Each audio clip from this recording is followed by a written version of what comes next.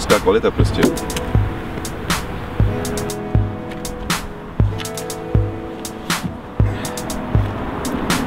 Tak to nastartujeme.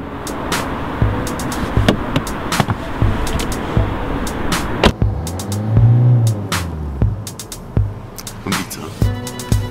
Hřeje. Volant. Teplej. Mám rád dvě polohy. 69 a za 10,2. Teď jsme za 10,2. Vyhřívání.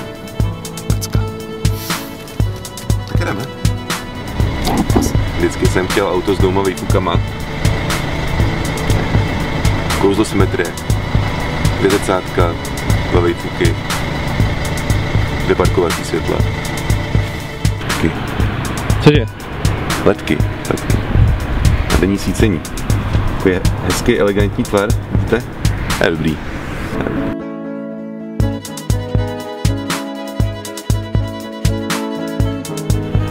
A lepší, co?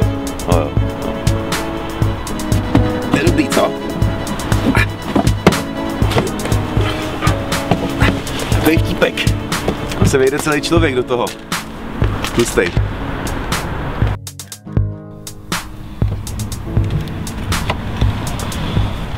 Dobrý tady, vole. Taková.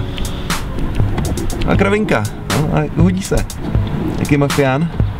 Má zavřít do kufru? Ne, si otevřeš. Okýnka v elektrice, žádný švihadlo. Světla, xenony. S automatickou funkcí na denní svícení samozřejmě.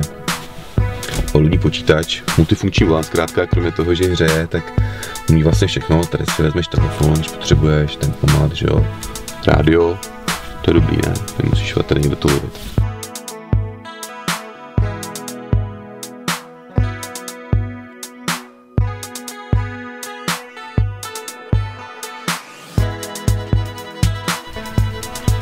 Hyundai 40. Vidíte sami. Jasná volba.